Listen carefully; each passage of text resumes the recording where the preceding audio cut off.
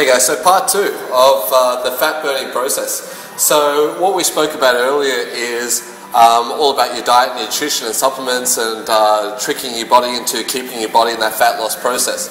So this is all about one of the biggest keys, and the biggest key is learning how not to destroy your basal metabolic rate. Now your basal metabolic rate is simply the amount of calories your body burns per day at rest. So let's have a look at the total daily calorie intake. It's broken up into two parts.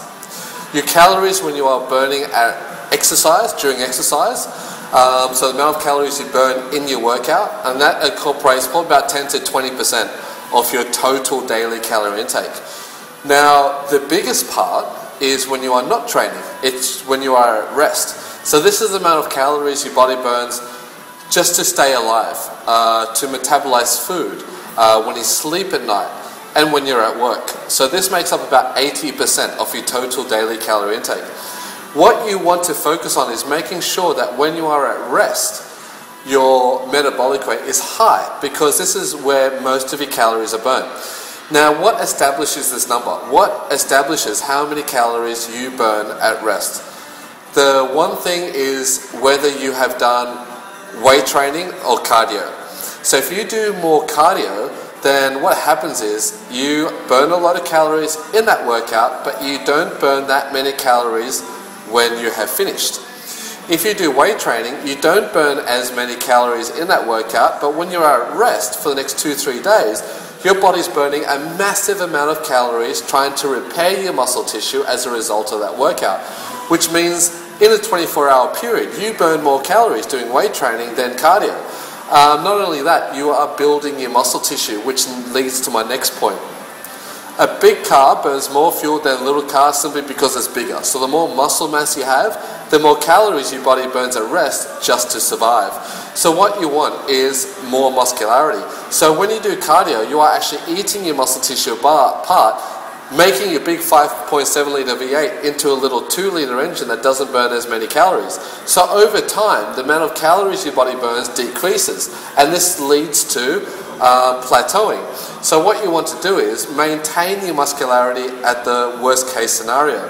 This makes sure that your metabolism remains fast when you're at rest, which is the most important part of the day.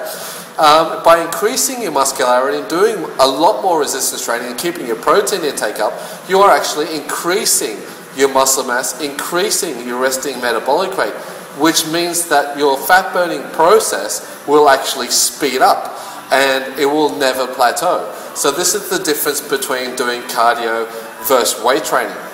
So what you want to do is you want to make sure that your resting metabolic rate stays high.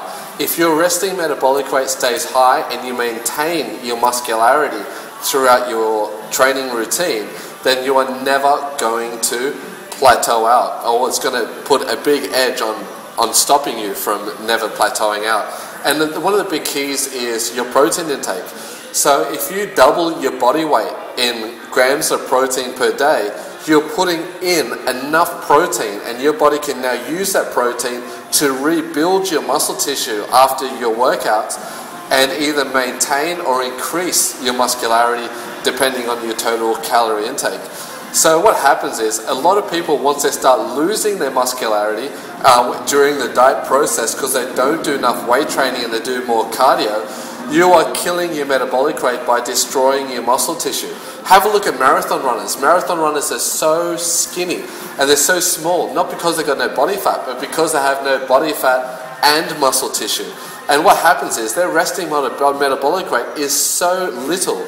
I mean, some of my big bodybuilders are eating 4,000 to 4,500 calories a day for fat loss. So this is how fast the metabolic rate is, and this is why they can burn fat at such a fast speed. So just ensure yourself that you maintain your muscularity at least during your fat loss process. That's your goal. So forget about the scale. Throw the scale completely out the door. A scale is not going to tell you whether you're maintaining your muscularity or not.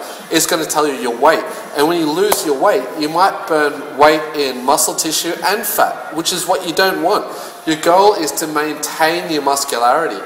So here at Body Peak Supplements, what I do for my clients is I scan all my clients using a bioimpedance analyzer, so I can find out exactly what they weigh in just muscle tissue. So during the dieting phase, we can ensure my clients that they can at least maintain their muscularity and burn nothing but fat. If you start to decrease your muscle mass, all you're doing is destroying your metabolism, and you're heading towards a point where your body's just going to plateau out, because the amount of calories you burn at rest versus the amount of calories you're putting in is eventually going to balance out. So that's one of the big keys. So I'm in my fat loss process at the moment. I'm actually 5 days out of competing at the state physique titles.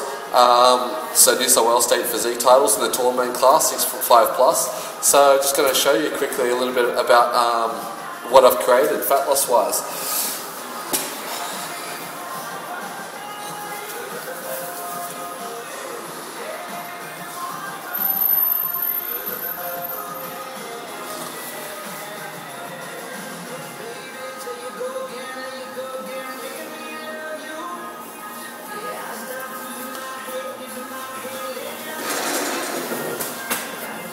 Talk to you guys soon. Thanks a lot for your support.